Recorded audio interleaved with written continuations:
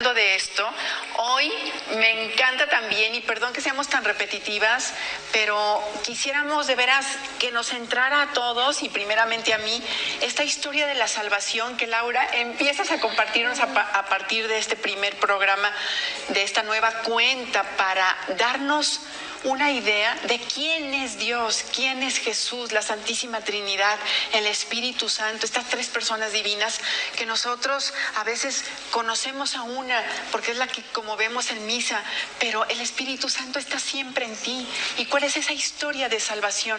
Pues vamos contigo, mi querida amiga, para que nos des luz sobre estos temas que siempre nos apasionan y nos hacen sentir más vivamente dentro de nosotros a Dios nuestro Señor.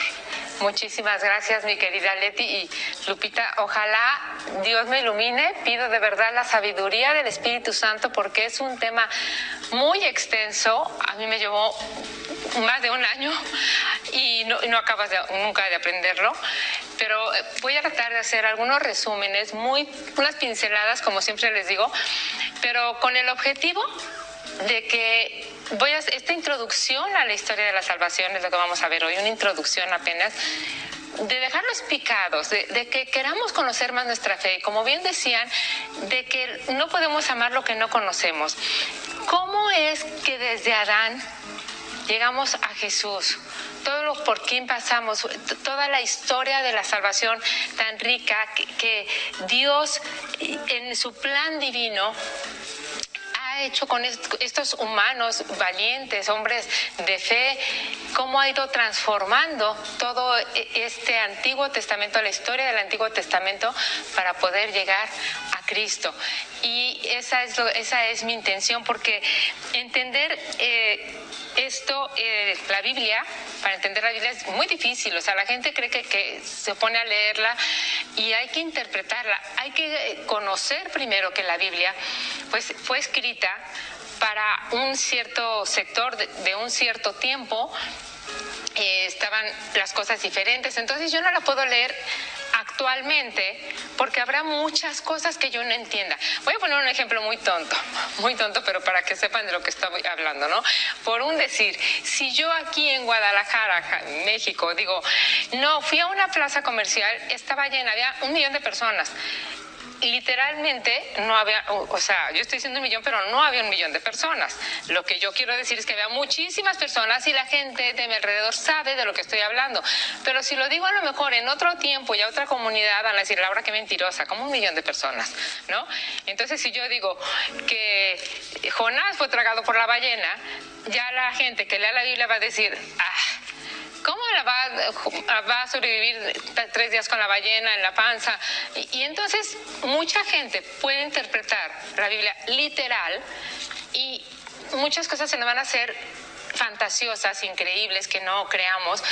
Y por eso es importante conocer, interpretarla a la luz de nuestro magisterio, a la luz de la Iglesia Católica, con los ojos de Dios, que nuestra Iglesia interpreta maravillosamente bien, y que hay sobre todo muchos modismos en hebreo, muchas palabras en hebreo, que a la hora de traducirlas a nuestro idioma, las traducen a veces con la mejor intención, pero de manera también literal.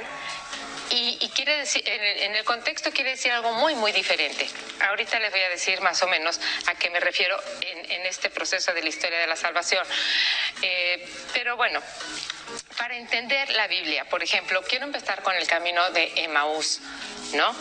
Estos 2 discípulos que salían de Jerusalén todos frustrados, tristes porque conocían a Jesús, sabían la promesa que les había dado, que iba a ser el Salvador, ya los iban a liberar, y de repente pues se muere, lo crucifican y se regresan decepcionados porque nada más pues no resucitó para ellos, ¿no? Ellos decían, no, todas nuestras esperanzas estaban puestas en Él.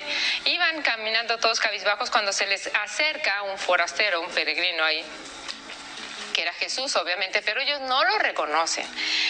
¿Y por qué van tan tristes? ¿Y por qué van caminando con esas caras? Pues es que ya le cuentan, ¿no? Estamos esperando al Salvador y pues no. Y entonces Jesús les va explicando las escrituras, todo el camino, les va explicando. Imagínense, yo no me puedo imaginar que Jesús mismo me explique las escrituras.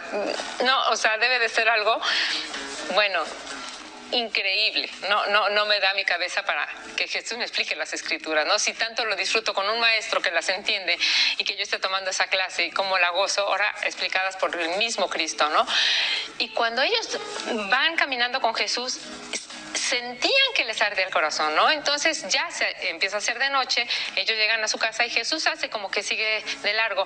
Le dicen, oye, ya va a ser de noche, pasa con nosotros y síguenos hablando porque de veras nuestro corazón, como bien decía Lupita, está necesitado, deseoso de conocer a Cristo, a Dios.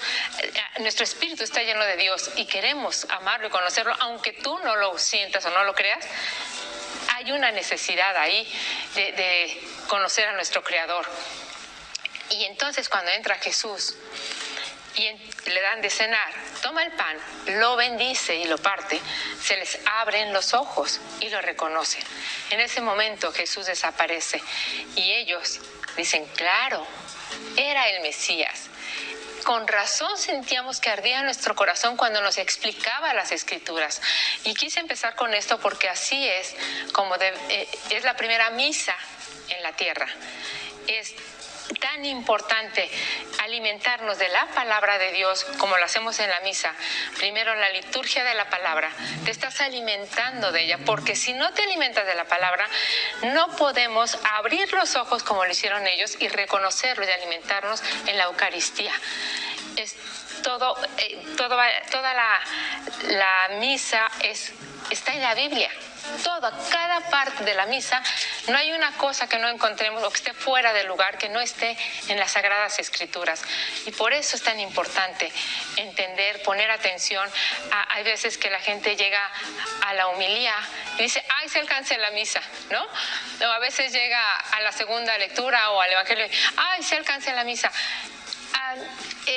Hay mucha ignorancia en este aspecto. Hay que llegar a la misa puntual y si se puede 5 minutos antes mejor, para de verdad dejar el ruido que traemos a la cabeza, estar unos segundos con Dios, pedir perdón, hacer un acto de reflexión, de conciencia y disfrutar de este banquete celestial, disfrutar de esta palabra de Dios. A eso es a lo que yo quiero irles llevando de la mano con pequeñas pinceladas, porque cuando lo vayamos entendiendo vamos a ir saboreando, que siempre la primera lectura nos lleva al Antiguo Testamento por lo general. Luego vienen los salmos hermosos, la segunda lectura casi siempre son cartas de San Pablo o Hechos de los Apóstoles, pero ya andamos en el Nuevo Testamento. La primera fue el Antiguo Testamento, ahora el Nuevo, y el Evangelio siempre es la palabra de Jesús. Tú visualiza cuando va el sacerdote, se para leer el Evangelio. No veas al sacerdote, ve a Cristo. Es Cristo el que está hablando. Por eso uno se para, porque Cristo está hablándote a ti. Y créeme que tenemos un Cristo que nos habla con palabras vivas. Es un Cristo vivo. No lo pongas hace 2000 años. Ponlo actual.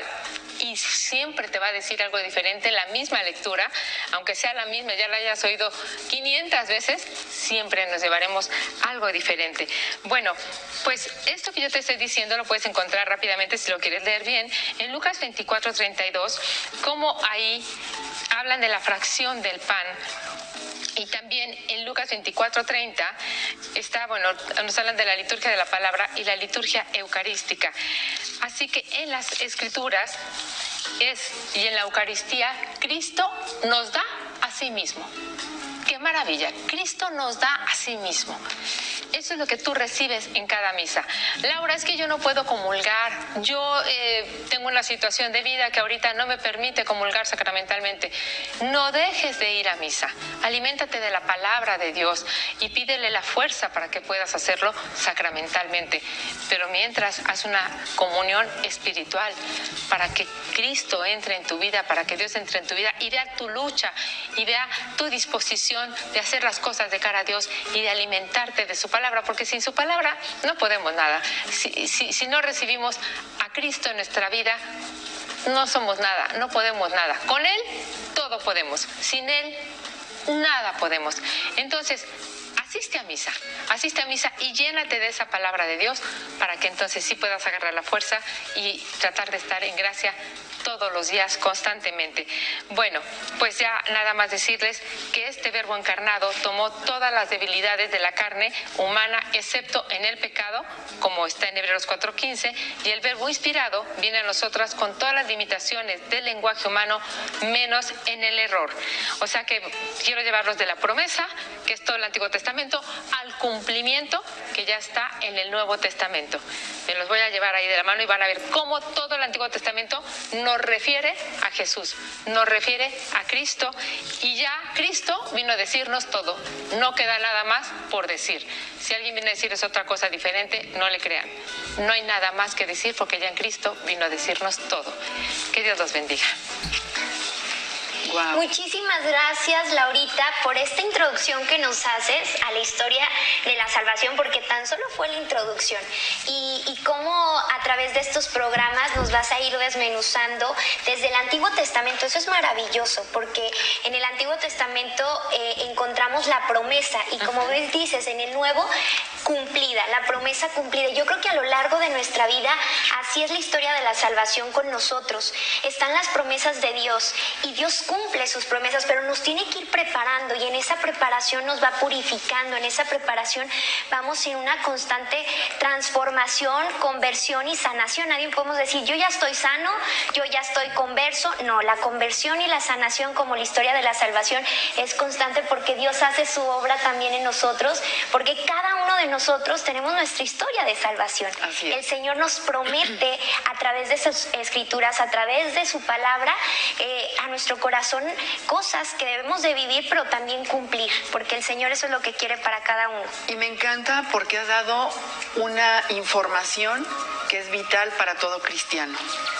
En el camino de Emaús, cuando se encuentran estos seguidores de Jesús, tristes, acongojados, como es natural, porque amaban a Jesús, y se lo encuentran, no lo reconocen.